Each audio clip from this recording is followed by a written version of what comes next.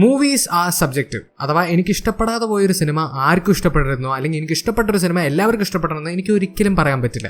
അപ്പോൾ ആ ഒരു കോൺസെപ്റ്റിനോടൊപ്പം അഗ്രി ചെയ്യാൻ പറ്റുന്ന സാമാന്യ ബുദ്ധിയുള്ള മനുഷ്യന്മാർ മാത്രം ഈ ഒരു വീഡിയോ കാണുക എന്ന് പറഞ്ഞുകൊണ്ട് ഞാൻ തുടങ്ങുകയാണ്. ആർക്കും ഇഷ്ടപ്പെടാതെ പോയി എനിക്ക് ഇഷ്ടപ്പെട്ട 10 സിനിമകളെ പറ്റിയിട്ടായിരിക്കും ഞാൻ ഒരു വീഡിയോയിൽ സംസാരിക്കാൻ പോകുന്നത്. ഞാൻ ലിസ്റ്റിലേക്ക് കയറുന്നതിന് മുന്നേ ആദ്യം സംസാരിക്കാൻ പോകുന്ന 6 സിനിമകൾ നിങ്ങൾക്ക് വേണമെങ്കിൽ പറയാം ഒരു മലങ്കൾട്ട് അല്ലെങ്കിൽ ഒരു സ്പൂഫ് പടം എന്നുള്ള രീതിയിൽ ഞാൻ എൻജോയ് ചെയ്ത സിനിമകൾ. ആകെ അവസാനത്തെ 4 സിനിമകൾ എനിക്ക് ജെനുവൻലി കണക്റ്റായി ഇഷ്ടപ്പെട്ട സിനിമകൾ. അതും പറഞ്ഞുകൊണ്ട് നമുക്ക് 10ാമത്തെ സ്ഥാനത്തുള്ള സിനിമയും തുടങ്ങാം. അത് വേറെ ഏതല്ല, നമ്മുടെ റെബൽ സ്റ്റാർ പ്രഭാസ് അണ്ണന്റെ രാധേശ്യാം, നമ്മുടെയൊക്കെ സ്വന്തം ബാഹുബലി, അതുപോലെ ഡൈനോസർ, സലാർ, ഈവൻ രാമനായിട്ട് വരെ വന്ന റെബൽ സ്റ്റാർ പ്രഭാസ് അണ്ണൻ കുറച്ച് ട്രാക്ക് മാറ്റി ഒരു റൊമാൻറ്റിക് പടത്തിൽ അഭിനയിക്കാം എന്ന് പറഞ്ഞിട്ട് അഭിനയിച്ച സിനിമയാണ് രാധേശ്യാം. നിങ്ങളുടെ ഫ്രണ്ട് ഗ്രൂപ്പിൽ റൊമാൻറ്റിക് സ്റ്റോറീസോ അല്ലെങ്കിൽ ലവ് സ്റ്റോറീസോ ഇഷ്ടപ്പെടാത്ത കുറെ സിംഗിൾ ആൾക്കാരുണ്ടാവുമല്ലോ, അവരിനെയൊക്കെ വിളിച്ച് കൂട്ടം കൂടിയിരുന്ന് കമന്റ് അടിച്ച് ചിരിച്ച് ചത്ത് കാണാൻ പറ്റുന്ന ഒരു എ ക്ലാസ് മലങ്കൾട്ട് പടമാണ് രാധേശ്യാം. പ്രഭാസ് അണ്ണൻ ഈ ഒരു സിനിമയിൽ ഒരു പാം റീഡറായിട്ടാണ് വരുന്നത്. അഥവാ ഈ കൈയൊക്കെ നോക്കി ഫ്യൂച്ചർ പറയുന്ന ആൾക്കാരില്ലേ, അതുപോലത്തെ ഒരാളായിട്ടാണ് ഈ സിനിമയിൽ അണ്ണൻ വന്നിരിക്കുന്നത്. നേരെ പറഞ്ഞ അണ്ണൻ പ്ലേ ബോയ് മവനാണ്. അഥവാ പെണ്ണുങ്ങൾ വന്ന് ഐ ലവ് യു എന്ന് പറയുമ്പോഴേക്കും എൻ്റെ വിധിയിൽ പ്രണയം എഴുതിയിട്ടില്ല എന്ന് തള്ളി പറഞ്ഞിട്ട് പണി വിട്ടിട്ട് പോകണതാണ് അണ്ണൻ്റെ സ്ഥിരം പരിപാടി. അത് പിന്നെ കാണുന്ന കുട്ടികൾ മനസ്സിലാക്കണ്ട എന്ന് വിചാരിച്ചിട്ടാണ് അണ്ണൻ ഒരു പാം റീഡർ എന്നുള്ള രീതിയിൽ അവർ ഈ സിനിമയിൽ കാണിച്ചിരിക്കുന്നത്. അപ്പോൾ അണ്ണൻ്റെ ആ ഒരു പാം റീഡിംഗ് ട്രാപ്പിൽ പോയി പെടുന്ന വെറും ക്യൂട്ട്നെസ് മാത്രം കാണിക്കാൻ വകയുള്ള ഒരു ക്യാരക്ടറായിട്ടാണ് ഈ സിനിമയിൽ പൂജ ഹെഗ്ഡെ വന്നിരിക്കുന്നത്. പിന്നെ സിനിമയിൽ അതിനുശേഷം നമ്മൾ അവർ രണ്ടുപേരുടെ സോ കോൾഡ് പ്രണയമാണ് കാണുന്നത്. എന്തോ ഡിസ്നി പടം പോലെ മാജിക്കൽ പരിപാടി ചെയ്യാൻ നോക്കി വെച്ചിട്ട് അവസാനം കൊണ്ടുപോയി ഒരു അവരാധിച്ച ടൈറ്റാനിക് സ്പൂഫ് എഡിഷൻ കാണിച്ച് അവസാനിപ്പിച്ച ഒരു അതിഗംഭീര മലങ്കൾട്ട് പടമായിരുന്നു രാധേശ്യാം. ഈ പടത്തെ ഏറ്റവും ഫേമസ് ആയിട്ടുള്ള സീൻ ഞാൻ പറയേണ്ട ആവശ്യമില്ല. പ്രഭാസ് അണ്ണനെ ബസ് ഇടിച്ചിട്ട് അണ്ണൻ നടന്ന് മാസമായിട്ട് ചോരയെ കുളിച്ച് ഹോസ്പിറ്റലിൽ നടന്നു പോണ സീനൊക്കെ. അതിനെപ്പറ്റി ഞാൻ കൂടുതൽ പറയേണ്ട ആവശ്യമില്ല. കുറേ പേരൊക്കെ വന്ന് ആ സീനിൽ ലോജിക്കില്ല എന്ന് പറയുന്നത്. നിങ്ങൾ എന്താ കാണേണ്ടതെന്ന് എനിക്കറിയില്ല. ഐ മീൻ ഒരു ഡൈനോസറിനെ പോയിട്ട് ഒരു ബസ് ഇടിച്ച ഡൈനോസറിന് വല്ല നടക്കുക, ബസ്സിനല്ലേ വല്ല നടക്കുക. ഞാനൊക്കെ ഏതെങ്കിലും കുറച്ചും കൂടി ഡയറക്ടർ ബ്രില്യൻ ഷോട്ട് കാണിച്ചു. അടുത്ത ഷോട്ടിൽ തന്നെ ആ ബസ് ഇടിഞ്ഞ് പൊളിഞ്ഞ് തരിപ്പടമായിട്ട് കിടക്കുന്ന ഒരു ഷോട്ടും കൂടി കാണിച്ചിട്ട് അതിന്റെ പിന്നാലെ ഡൈനോസറിന്റെ ബാക്ക്ഗ്രൗണ്ട് മ്യൂസിക്കും കൂടി ഇട്ട് കൊടുത്തേനെ. അപ്പൊ സലാർ എന്ന് പറഞ്ഞിട്ടുള്ള അടുത്ത സിനിമയ്ക്ക് വേണ്ടിയുള്ള ബിൽഡപ്പും കൂടി ആയേനെ. അങ്ങനെ മൊത്തത്തിൽ പറഞ്ഞ ലവ് സ്റ്റോറീസോ റൊമാൻറ്റിക് സിനിമകളോ ഇഷ്ടപ്പെടാത്ത ഒരാൾക്ക് ഡെഫിനറ്റ്ലി ഒരു മസ്റ്റ് വാച്ച് തന്നെയാണ് രാധേശ്യാം. 9ാം സ്ഥാനത്തുള്ള സിനിമയാണ് നമ്മുടെ സ്വന്തം ജൂനിയർ NTRന്റെ ദേവര പാർട്ട് 1. ഞാൻ വളരെ ഓണസ്റ്റ് ആയിട്ട് ഒരു കാര്യം പറയാം. ഈ ഒരു സിനിമയുടെ ഫസ്റ്റ് ഹാഫ് എനിക്ക് ജെനുവൻലി ഇഷ്ടമായി. ഞാൻ ജോക്ക് പോലുമല്ല പറയണത്. ദേവര എന്ന് പറയുന്ന ഒരു ക്യാരക്ടർ എനിക്ക് ഇൻട്രസ്റ്റിംഗ് ആയി തോന്നി. ഇന്റർവെൽ സീനൊക്കെ ഞാൻ സത്യം പറഞ്ഞാൽ നന്നായി എൻജോയ് ചെയ്തു. ഞാൻ പ്രതീക്ഷേനെക്കാട്ടിലും ഭേദപ്പെട്ട ഒരു ഫസ്റ്റ് ഹാഫ് ആയിരുന്നു ഈ സിനിമയത്. പക്ഷെ പടത്തിന്റെ സെക്കൻഡ് ഹാഫ് ജെനുവൻലി എനിക്ക് ഇഷ്ടപ്പെട്ട ഒരു ഫസ്റ്റ് ഹാഫ് ഒരു എ ക്ലാസ് മലങ്കൾട്ട് പടമായിട്ട് മാറി. അതിന് മെയിൻ കാരണം നമ്മുടെ ജൂനിയർ NTRന്റെ വര എന്ന് പറഞ്ഞിട്ടുള്ള ഒരു ക്യാരക്ടറിന്റെ എൻ്റെ പൊന്നോ എന്തോന്നടേ പണി വെച്ചിരിക്കേ. അതിന്റെ ക്ലൈമാക്സിലൊക്കെ കൊണ്ടുപോയി കുറെ മാസ് പരിപാടി ചെയ്യാൻ നോക്കിയിട്ടുണ്ട്. ഞാൻ എൻ്റെ ജീവിതത്തിൽ ഇത്രയും ചിരിച്ച് ചത്തിട്ടില്ല. അവസാനം നമ്മുടെ ജൂനിയർ NTR അണ്ണൻ ഷാർക്കിനെയൊക്കെ പിടിച്ച് ഇങ്ങനെ കുതിര ഓട്ടുന്ന പോലെ ഓട്ടിക്കുന്ന സീനൊക്കെ ഉണ്ട്. എൻ്റെ പൊന്നോ, അതിലൊരു ഷോട്ട് ഉണ്ട് കേട്ടോ. അങ്ങനെ ഷാർക്ക് ഇങ്ങനെ വെള്ളത്തിൽ നിന്ന് ഇങ്ങനെ ചാടി പോകുമ്പോൾ അണ്ണൻ ഇങ്ങനെ കയറെടുത്തിട്ട് ഷാർക്കിന്റെ വായിലേക്ക് ഇടുന്നു. അതപ്പോൾ ഇങ്ങനെ പിന്നാലെ ഇങ്ങനെ ചന്ദ്രൻ ഇങ്ങനെ തിളങ്ങി നിൽക്കും. അണ്ണൻ പറയുന്ന സ്ഥലത്ത് ഷാർക്കും നിൽക്കും ചന്ദ്രൻ നിൽക്കുമെന്ന് പറയുന്ന ഒരു ഷോട്ട് പോലെ ഉണ്ട്. വേറെ ലെവലായിരുന്നു അത്.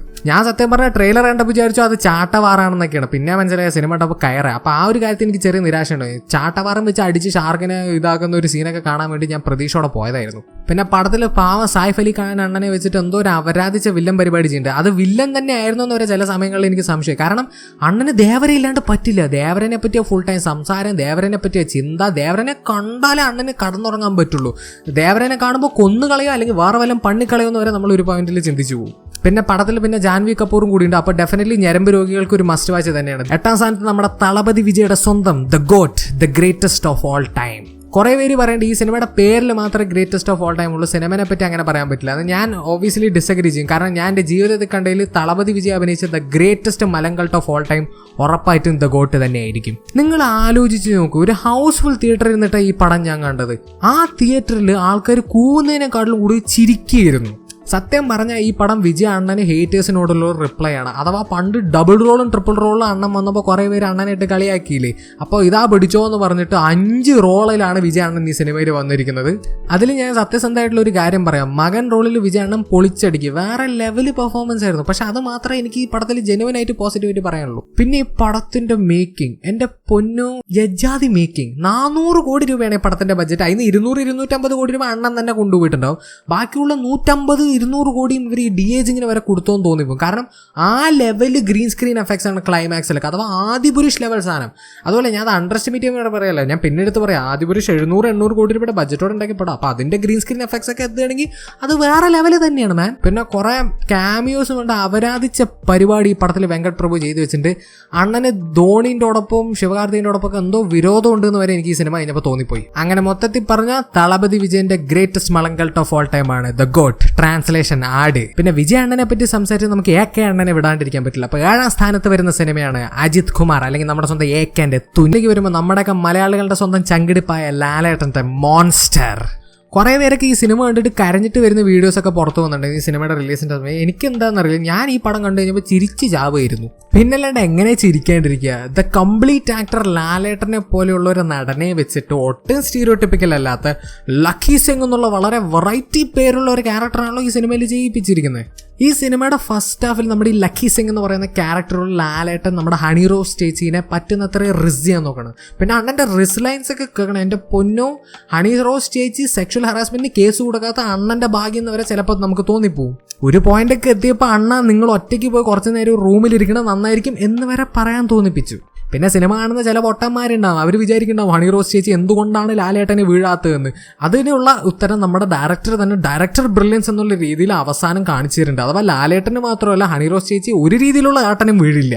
പിന്നെ ഈ പടത്തിനെ പറ്റി എനിക്ക് ജെനുവൻലി പോസിറ്റീവായിട്ട് വല്ലതും പറയണമെങ്കിൽ ഇന്റർവെൽ സീൻ നൈസായി തോന്നി, കുറച്ച് പ്രതീക്ഷയൊക്കെ ഉള്ളിൽ കൊണ്ടുവന്നു. പിന്നെയാണ് ഈ സിനിമയുടെ റൈറ്ററിന്റെ പേര് ഓർമ്മ വന്നത്, അപ്പം തന്നെ എല്ലാ പ്രതീക്ഷയും പോയി. എന്തായാലും പ്രതീക്ഷ പോയത് നന്നായി, കാരണം സെക്കൻഡ് ഹാഫിൽ എന്താ ഞാൻ പറയാ ഒട്ടും പ്രഡിക്റ്റബിൾ അല്ലാത്തൊരു സ്റ്റോറിയാണ്. കാരണം പ്രഡിക്റ്റ് ചെയ്യേണ്ട ആവശ്യം ഉണ്ടായിരുന്നില്ല. പിന്നെ സെക്കൻഡ് ഹാഫിൽ നമ്മുടെ ലാലേട്ടൻ്റെ ഒരു എൻട്രി ഉണ്ട് മക്കളെ, നമ്മുടെ ആറാട്ടത്തെ ഏജന്റ് എക്സിന്റെ എൻട്രി വരെ വെല്ലുന്ന ലെവല് സാധനമുണ്ട്. അതിനെപ്പറ്റി നിങ്ങൾ ആരെന്ത് എതിർത്ത് പറഞ്ഞാലും ഞാൻ ഉറപ്പായിട്ടും 100% നിങ്ങളോടൊപ്പം ഞാൻ അഗ്രി ചെയ്യുന്നതായിരിക്കും. പിന്നെ ഈ പടത്തിന്റെ അവസാനം പുരോഗമനം എന്നുമായിട്ടുള്ള രീതിയിൽ എന്തൊക്കെയോ പരിപാടി ചെയ്യാൻ നോക്കിയിട്ടുണ്ട്. ഇത്ര ഔട്ട്ഡേറ്റഡ് ആയിട്ടുള്ള പുരോഗമനം ഞാൻ ഒരു സിനിമയിൽ ഇതിനു മുന്നേ കണ്ടിട്ടില്ല. അപ്പോൾ അത് കാണിച്ചു തന്ന വൈശാഖനും ലാലേട്ടനും അതുപോലെ എടുത്തു പറയേണ്ട പേരാണ് ഉദയകൃഷ്ണയ്ക്കും വളരെയധികം നന്ദിയുണ്ട് കേട്ടോ. പിന്നെ ലാലേട്ടനെ പറ്റി സംസാരിച്ചാൽ മമ്മൂക്കേനെ പറ്റി സംസാരിക്കാണ്ടിരിക്കാൻ പറ്റില്ലല്ലോ. അപ്പം നമുക്ക് അടുത്ത മമ്മൂക്കയുടെ സിനിമയെ പറ്റി തന്നെ സംസാരിക്കാം. 5ാം സ്ഥാനത്ത് നമ്മുടെ സ്വന്തം മെഗാസ്റ്റാറിന്റെ ബസൂക്ക.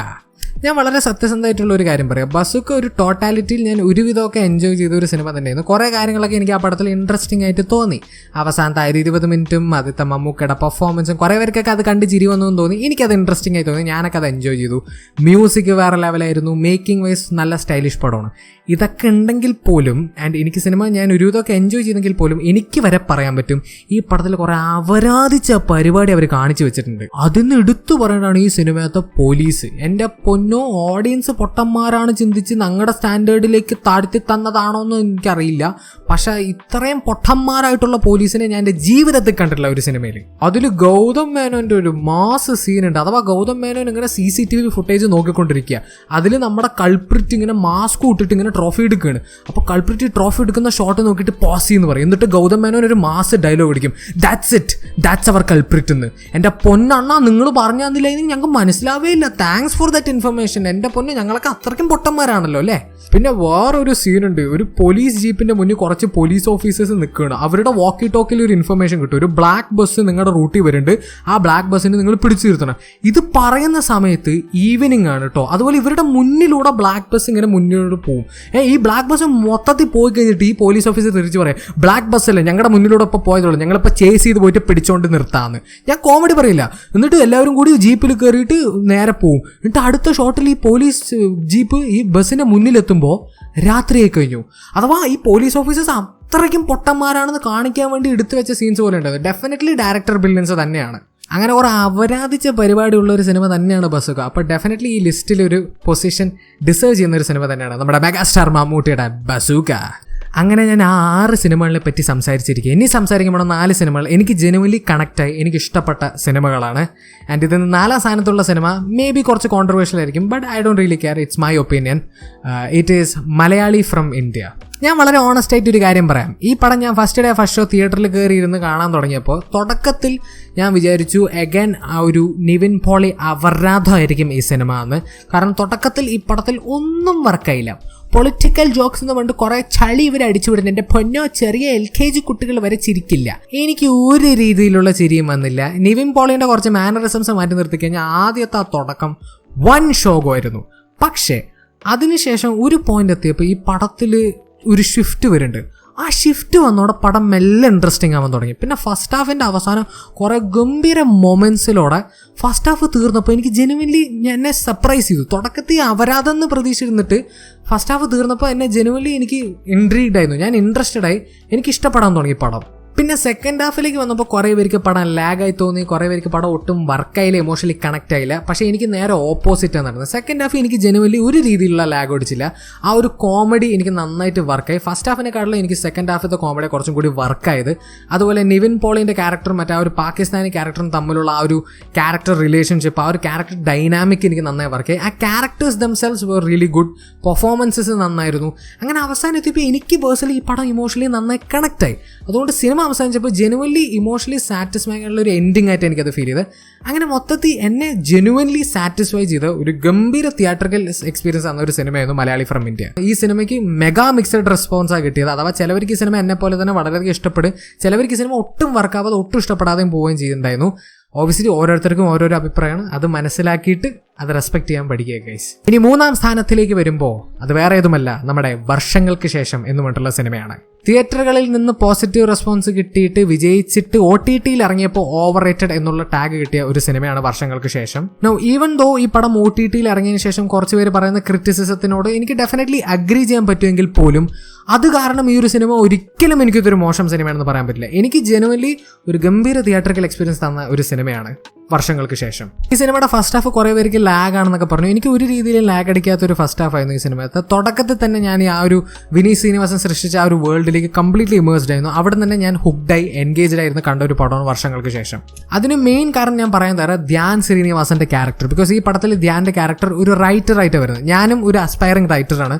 അപ്പോൾ എനിക്ക് ആ ഒരു ക്യാരക്ടറിനോടൊപ്പം നന്നായി റിലേറ്റ് ചെയ്യാൻ പറ്റി. അതുപോലെ ധ്യാനും പ്രണവും തമ്മിലുള്ള ആ ഒരു ക്യാരക്ടർ റിലേഷൻഷിപ്പ്, അവരുടെ ആ ഒരു ഡൈനാമിക്കും എനിക്ക് നല്ല രസമായി തോന്നി.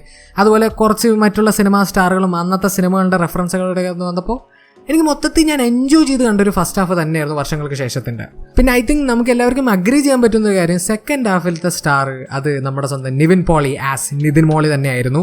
കാരണം നിതിൻ മോളി എന്ന് പറയുന്ന ആ ഒരു ക്യാരക്ടറിൻ്റെ എൻട്രൻസോടെ പടത്തിൻ്റെ എൻ്റർടൈൻമെൻറ്റ് വാല്യൂ അടുത്ത ലെവലിലേക്ക് തന്നെ പോയി നമുക്ക് എല്ലാവർക്കും അഗ്രി ചെയ്യാൻ പറ്റും. ആൻഡ് യെസ്, ഈ പടത്തിൽ ഇഷ്യൂസ് ഉണ്ടോ എന്ന് ചോദിച്ചാൽ ഡെഫിനറ്റ്ലി ഉണ്ട്. എൻ്റെ ഒരു പേഴ്സണൽ ഒപ്പീനിയൻ പ്രണവും കല്യാണി പ്രിയദർശിനിയും തമ്മിലുള്ള ആ ഒരു ക്യാരക്ടർ റിലേഷൻഷിപ്പ്, അവരുടെ ആ ഒരു പ്ലോട്ട് എനിക്ക് വർക്കായതേ ഇല്ല. കല്യാണി പ്രിയദർശിൻ്റെ ആവശ്യം വരെ ഈ സിനിമയിലുണ്ടോ എന്ന് എനിക്ക് തോന്നിപ്പോയി. അതുപോലെ തന്നെ പ്രണവിൻ്റെ പെർഫോമൻസ് ആസ് ദി ഓൾഡ് ഗൈ, അഥവാ വയസ്സായിട്ടുള്ള പെർഫോമൻസ് ഒട്ടും കൺവിൻസിങ് ആയിരുന്നില്ല. അത് സത്യം തന്നെയാണ്. അങ്ങനത്തെ ഇഷ്യൂസ് ഉണ്ടെങ്കിൽ പോലും ടോട്ടാലിറ്റിയിൽ എനിക്ക് വളരെ എൻഗേജിങ് ആയിട്ടുള്ള ഒരു ഫസ്റ്റ് ഹാഫ്, വളരെ എൻ്റർടൈനിങ് ആയിട്ടുള്ള ഒരു സെക്കൻഡ് ഹാഫ് ആയിട്ടാണ് ഈ സിനിമയത്തെ തോന്നിയത്. ഇനി നമ്മൾ 2-ാമത്തെ സ്ഥാനത്തിലേക്ക് വരികയാണെങ്കിൽ അത് അഗൈൻ ഒരു നിവിൻ പോളി ഉള്ള സിനിമ തന്നെയാണ്. It is Mahaveeryar. മഹാവീര്യർ എൻ്റെ പേഴ്സണൽ ഒപ്പീനിയൻ ഞാൻ മലയാള സിനിമ കണ്ടതിൽ നിന്ന് one of the most brilliant movies എന്നൊന്നായിരിക്കും. അവർ ഈ സിനിമയിലൂടെ ടൈം ട്രാവൽ അതുപോലെ കോർട്ട് റൂം ഡ്രാമ എന്ന് പറയുന്ന ആ രണ്ട് വാസ്റ്റ്ലി ഡിഫറെൻ്റ് ആയിട്ടുള്ള ജോൺറസിനെ മിക്സ് ചെയ്തിട്ട് ചെയ്ത ആ ഒരു പരിപാടി, ആ ഒരു സ്റ്റോറി, അത് സ്ക്രീനിലേക്ക് വിഷ്വലി എക്സിക്യൂട്ട് ചെയ്ത രീതി, making wise the movie is incredible. Performances എല്ലാവരും ഗംഭീരമായിരുന്നു. Music was amazing. അതുപോലെ ഇതിൽ എടുത്തു പറയേണ്ടത് സട്ടിലായിട്ട് അവർ ഇംപ്ലിമെൻറ്റ് ചെയ്ത ആ ഹ്യൂമർ, അഥവാ ഭയങ്കര സിമ്പിളാണ്, ഭയങ്കര ചെറിയ സാധനങ്ങളാണെങ്കിൽ പോലും നല്ലൊരു ഇമ്പാക്റ്റ് ക്രിയേറ്റ് ചെയ്ത ആ ഒരു ഹ്യൂമർ. അതുപോലെ സട്ടിലായി സംസാരിക്കാൻ നോക്കുന്ന ആ politics, it was all incredible. എനിക്ക് ഈ പടം ഭയങ്കരധികം ഇഷ്ടമായി. എനിക്ക് എന്തുകൊണ്ടാണ് ഈ സിനിമ കുറേ പേർക്ക് വർക്കാവാതിരുന്നതെന്ന് എനിക്കറിയില്ല. ഐ തിങ്ക് കുറേ പേര് പ്രതീക്ഷിച്ച് പോയ ഒരു സിനിമയല്ല ഇത്. ഇത് ഈസ് കംപ്ലീറ്റ്ലി ഡിഫറെൻറ്റ്. ഇതൊരിക്കലും ഒരു കമേഴ്ഷ്യൽ മൂവി അല്ല, ഒരു കമേഴ്ഷ്യൽ വിജയം നേടിയെടുക്കേണ്ട ഒരു 100 കോടി അങ്ങനത്തെ ഒരു പടമൊന്നും അല്ല. ബട്ട് ഡെഫിനറ്റ്ലി ഈ സിനിമ കാണാൻ അർഹിക്കുന്ന ഒരു ഓഡിയൻസ് ഇത് കാണുകയാണെങ്കിൽ അവർ ഈ പടം ഉറപ്പായിട്ടും എൻജോയ് ചെയ്യുന്നത് എനിക്ക് 100% ഉറപ്പ് തരാൻ പറ്റും. അപ്പോൾ നിങ്ങൾ വല്ലതും ഡിഫറെൻ്റ് ആയിട്ടുള്ള കുറച്ച് യുണീക്ക് ആയിട്ടുള്ള വല്ല സാധനം ആഗ്രഹിക്കുകയാണെങ്കിൽ Mahaveeryar is a must watch if you still haven't watch it for some reason. But number 1 സിനിമ, ഞാൻ ഈ സിനിമയെ പറ്റി കൂടുതലൊന്നും സംസാരിക്കാൻ പാടില്ല, കാരണം ഈ സിനിമയുടെ റിവ്യൂ ഞാൻ ഓൾറെഡി എൻ്റെ ചാനലിൽ പോസ്റ്റ് ചെയ്തിട്ടുണ്ട്. It is none other then നമ്മുടെ സ്വന്തം സൂര്യ അണ്ണൻ്റെ റെട്രോ. എനിക്ക് ജെനുവൻലി ഒരു ഗംഭീര തിയേറ്ററിക്കൽ എക്സ്പീരിയൻസാണ് തന്നത്. ആരൊക്കെ എന്തൊക്കെ പറഞ്ഞാൽ ഈ പടത്തിൻ്റെ ഫസ്റ്റ് ഹാഫ് എനിക്ക് അതിഗംഭീരമായി തോന്നി. സെക്കൻഡ് ഹാഫ് ഡൗൺ ആണെങ്കിൽ പോലും എൻ്റെ ഒരു personal it still had enough interesting things to make the movie interesting. അഥവാ ഞാൻ സ്റ്റിൽ ഇൻട്രസ്റ്റഡ് ആയിരുന്നു സെക്കൻഡ് ഹാഫ് ത്രൂ ഔട്ട്. എനിക്ക് 1 ലാഗായിട്ടോ 1 ഷോക്കായിട്ടോ തോന്നിയില്ല. ശരി തന്നെ, ക്ലൈമാക്സ് ഓവർ ദ ടോപ്പ് ആണോ അന്നെ, പക്ഷേ എനിക്ക് പേഴ്സണലി പടം മൊത്തത്തിൽ ഒരു ഓവർ ദ ടോപ്പ് വൈബിൽ പോയതുകൊണ്ടാണെന്ന് തോന്നുന്നു. ക്ലൈമാക്സ് അത്രയ്ക്കും വിയേർഡായിട്ടോ ഓക്കേർഡായിട്ടോ എനിക്ക് ഫീൽ ചെയ്തത്. Definitely it could have been, അഥവാ മീറ്റർ കുറച്ച് കുറയ്ക്കാമായിരുന്നു കാർത്തിക് സുബ്രാജിന്. But I won't say climax കാരണം ഈ പടം മോശമായെന്ന് എനിക്ക് ഒരിക്കലും പറയാൻ പറ്റില്ല. This movie was a phenomenal theatrical experience. And again കൂടുതൽ സമയം ഞാൻ സംസാരിക്കാനെങ്കിൽ കാരണം എൻ്റെ ഒരു റിവ്യൂ ഇടുന്നുണ്ട്. അപ്പോൾ എൻ്റെ സൂര്യാസ് കം ബാക്ക് അഥവാ ബോക്സ് ഓഫീസിൽ വിജയിച്ചോ അതൊന്നും എനിക്കറിയണ്ട. സൂര്യയുടെ ഒരു തിരിച്ച് വരവ് തന്നെയായിരുന്നു റെട്രോ. അപ്പോൾ അതാണ് 10 സിനിമകൾ. ആർക്കും ഇഷ്ടപ്പെടാതെ പോയി എനിക്കിഷ്ടപ്പെട്ട 10 സിനിമകൾ. നിങ്ങൾക്കും ഇതുപോലെ സിനിമകൾ ഉണ്ടാവുമെന്ന് എനിക്ക് ഉറപ്പാണ്. അത് കമന്റ് സെക്ഷനിൽ ഡ്രോപ്പ് ചെയ്യാൻ മറക്കരുത്. വീഡിയോ ഇഷ്ടപ്പെട്ടെങ്കിൽ ലൈക്ക് ചെയ്യുക, ഷെയർ ചെയ്യുക, സബ്സ്ക്രൈബ് ചെയ്യുക, നോട്ടിഫിക്കേഷൻ ബെൽ അമർത്താൻ മറക്കരുത്. And I will see you guys in next video. Bye by.